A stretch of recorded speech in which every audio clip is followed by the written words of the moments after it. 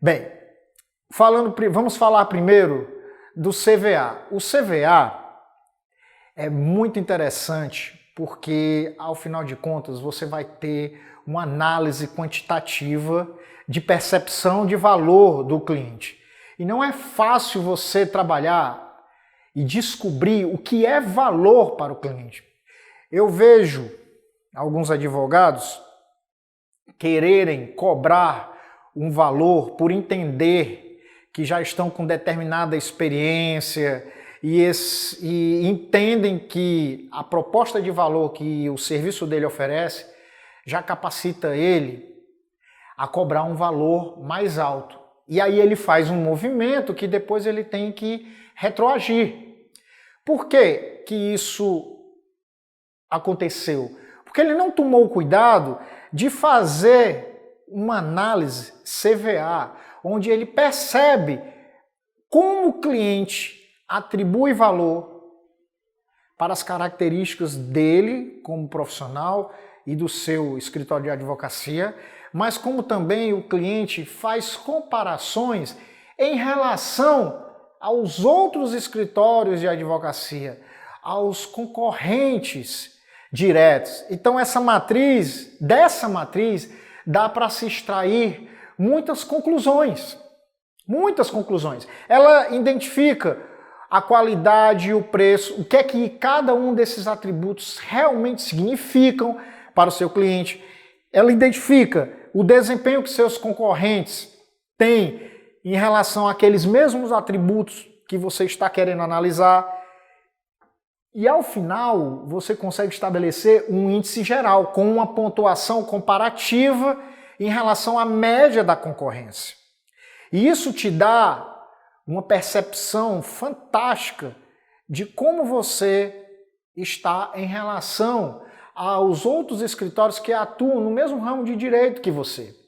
Então, monitora, é um escaneamento, facilita você entender aonde você está nesse mercado. Vou trazer um exemplo. Essa planilha de fatores críticos de sucesso que eu criei é um exemplo básico. Eu não quero aqui entrar nos detalhes da matemática, porque em outro módulo desse curso nós vamos trabalhar o Excel para advocacia de resultados, Excel avançado. Mas veja nesse exemplo, nessa planilha nós temos o quê? Atributos de preço, atributos de qualidade na segunda faixa e na última faixa uma pontuação final.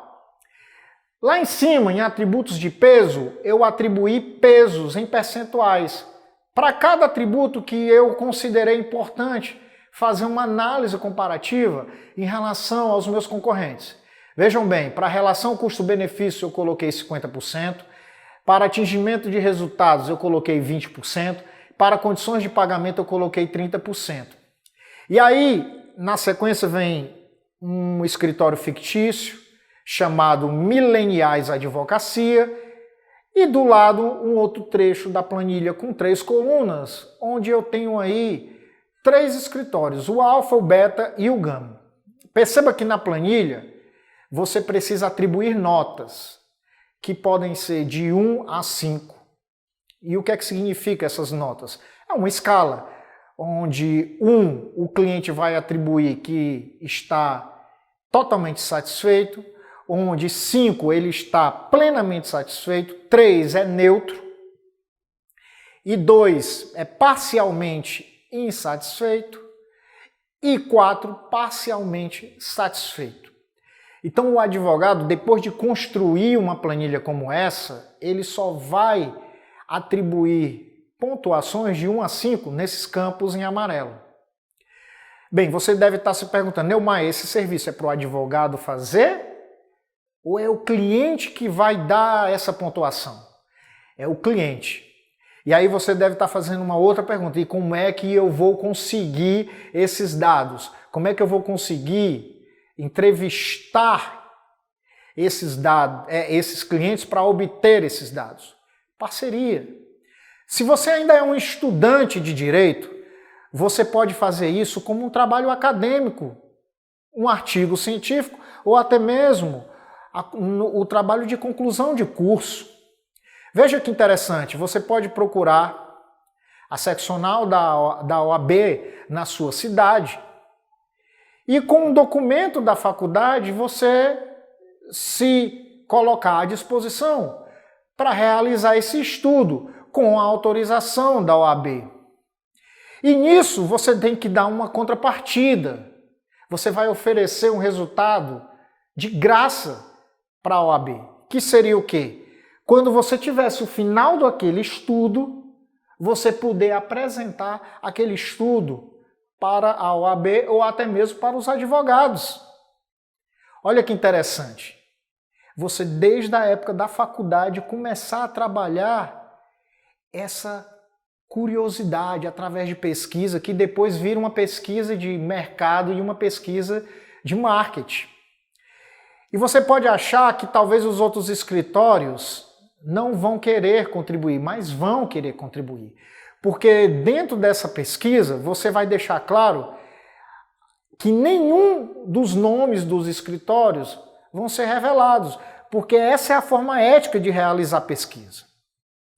E aí você, obviamente, entrega, né, uma documentação da faculdade, se comprometendo, né, declarando que todos aqueles dados vão ser analisados de forma genérica para apresentação, também de forma genérica, jamais pontualmente, como o nome, com o nome do escritório aparecendo.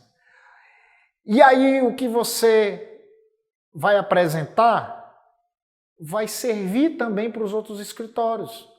E você consegue também já aparecer como profissional da área de direito, ainda como estudante. E o mais interessante, que ao final de um trabalho como esse, você também pode entregar relatórios individuais para cada escritório. Não, mais uma vez, discriminando os outros escritórios para quem está recebendo o relatório, mas demonstrando que aquele escritório que cedeu as informações, deu as notas, né, ele sabe quais são as notas que ele obteve, como ele está em comparação a outros escritórios, considerando como o mercado inteiro. Bem, essa é uma forma simples. Eu já testei, eu já realizei e funciona. Você consegue fazer isso. Porque muitos advogados, trabalhando de forma individual ou como uma sociedade, ele tem essa curiosidade, ele não consegue entender em que posição ele está estrategicamente em relação ao mercado. Então ele vai fazendo isso empiricamente, meio que numa tentativa e erro. E essa planilha, ela te ajuda a fazer isso de forma científica. Você cria o relatório, você entrega para o advogado e ele aplica esse formulário simples, com 6 perguntas, onde o cliente dele pontua de 1 a 5 e ele começa a ficar feliz porque ele começa até a se entender se o que ele está cobrando é muito, é pouco ou se está de acordo com a expectativa do cliente. Às vezes existe até uma elasticidade aí na cobrança desse preço. Às vezes o advogado ele pode entender que está cobrando um valor que satisfaz ele, mas quando ele vê um estudo dele, ele percebe que ele está cobrando menos que o mercado cobra. Então haveria mais margem para ele poder ganhar em cima de uma contratação de honorários. Lembrando que os honorários, o mínimo nunca pode ser menos do que a tabela da OAB e o máximo nunca pode ser do que a vantagem oferida pelo cliente, né? O advogado, juntando os honorários contratuais e os sucumbenciais, não pode ganhar mais do que a parte, do que o constituinte dele.